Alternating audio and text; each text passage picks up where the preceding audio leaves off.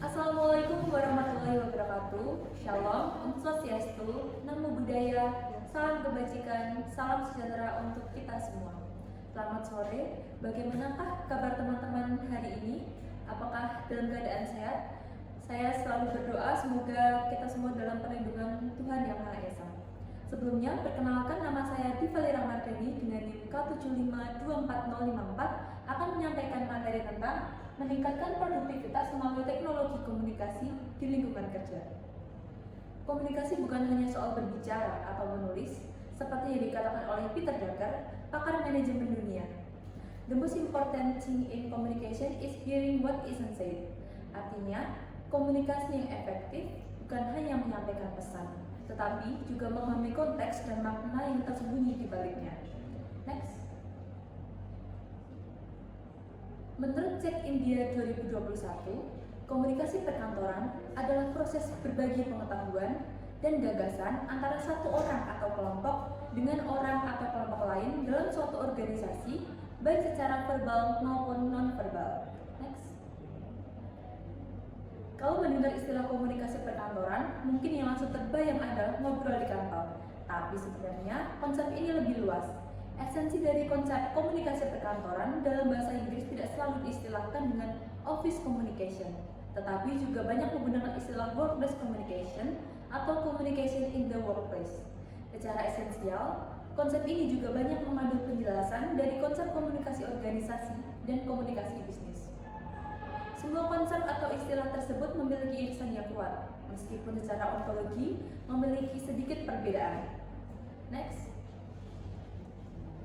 Selanjutnya, secara umum, komunikasi perkantoran mempunyai dua ruang lingkup. Untuk yang pertama, komunikasi ke dalam atau internal communication, yaitu komunikasi yang dilakukan di lingkungan kantor. Misalnya, pimpinan dengan bawahan atau karyawan yang satu dan yang lainnya. Komunikasi ini mencakup komunikasi vertikal dan komunikasi horizontal. Yang kedua yaitu komunikasi eksternal atau external communication. Komunikasi yang dilakukan oleh pihak kantor dengan pihak luar kantor. Next. Supaya komunikasi di kantor berjalan dengan lancar, ada beberapa faktor penting yang perlu diperhatikan. Yang pertama, kecepatan, yaitu seberapa cepat pesan sampai. Yang kedua, keakuratan, jangan sampai salah informasi. Yang ketiga, keamanan dan kerahasiaan, apalagi untuk informasi sensitif. Yang keempat, wordcard atau bentuk media yang digunakan. Yang kelima, pesan, yaitu bagaimana pesan diterima oleh orang lain. Dan yang terakhir, biaya, karena efisiensi itu juga penting. Next. Kenapa sih komunikasi itu penting di kantor? Karena komunikasi yang baik bisa yang pertama meningkatkan produktivitas, yang kedua membangun semangat kerja, yang ketiga meningkatkan kepuasan kerja, yang keempat mengurangi turnover atau keluar masuknya karyawan, dan yang paling penting meningkatkan kepercayaan karyawan kepada manajemen. Next. Untuk mewujudkan profesionalitas kerja di dunia perkantoran, peran dari keterampilan komunikasi itu sangat penting. Semua karyawan kantor membutuhkan apa yang disebut dengan komunikasi profesional. Dalam hal ini, komunikasi profesional ini meliputi berbagai bentuk komunikasi, baik secara tertulis, lisan, visual, maupun digital. Karena di dunia kerja, kita akan sering melakukan hal-hal seperti menulis laporan atau email, membaca dan mengedit dokumen, presentasi, diskusi tim, dan menggunakan aplikasi atau media digital. Jadi intinya, komunikasi itu adalah kunci yang penting di dalam dunia kerja. Oke, next. Implementasi komunikasi dan teknologi di lingkungan kerja meliputi beberapa hal. Untuk yang pertama, komunikasi lebih cepat dengan menggunakan aplikasi chat. Teknologi seperti WhatsApp, Microsoft Teams, atau Slack membantu karyawan untuk bisa saling terhubung dan bertukar informasi kapan saja. Tidak perlu menunggu rapat formal, cukup mengirim pesan, semua bisa langsung tahu apa yang harus dilakukan. Sebagai contoh, seorang staf menginformasikan perubahan jadwal rapat lewat grup chat kantor, dan semua bisa langsung menyesuaikan. Lalu yang kedua, rapat online dan kolaborasi jarak jauh. Dengan aplikasi seperti Zoom, Google Meet, rapat tidak harus dilakukan secara tatap muka. Teknologi ini sangat berguna untuk tim yang bekerja dari rumah atau WFH atau dari kota yang berbeda. Sebagai contoh, tim pemasaran bisa tetap presentasi strategi kampanye dari rumah masing-masing tanpa harus datang ke kantor. Untuk yang ketiga, penggunaan email untuk komunikasi formal. Email akan menjadi alat penting untuk komunikasi resmi, baik antar departemen di dalam kantor maupun dengan pihak luar seperti klien atau mitra kerja. Sebagai contoh, mengirim surat penawaran produk ke calon klien atau laporan kerja ke atasan. Oke, next.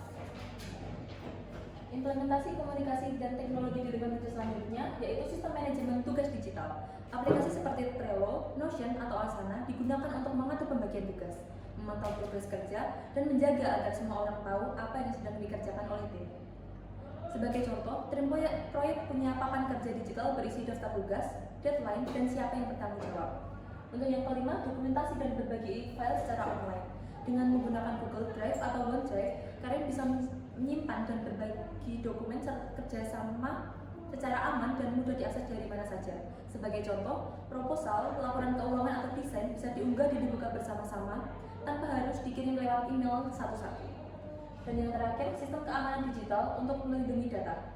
Komunikasi di kantor seringkali memuat informasi penting. Oleh karena itu, perusahaan menerapkan sistem keamanan seperti enkripsi, password, dan VPN untuk menjaga kerahasiaan data. Sebagai contoh, hanya staf tertentu yang bisa mengakses data keuangan atau laporan rahasia melalui akun yang sudah diatur keamanannya. Next. Kesimpulannya, komunikasi di lingkungan kerja baik antar pegawai maupun dengan pihak luar sangat penting untuk kelancaran aktivitas di kantor.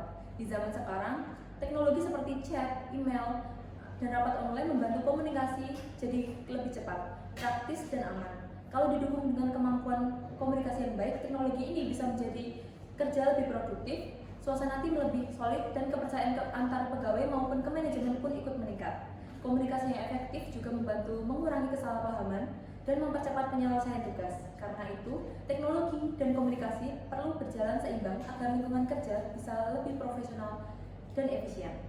Dengan komunikasi yang baik, pekerjaan lebih efisien, hubungan antar karyawan lebih harmonis, dan profesionalitas kerja bisa tercapai. Mau sukses di kantor, kuasai dulu cara berkomunikasi yang baik. Sekian yang dapat saya sampaikan. Semoga dapat bermanfaat. Terima kasih. Wassalamualaikum warahmatullahi wabarakatuh.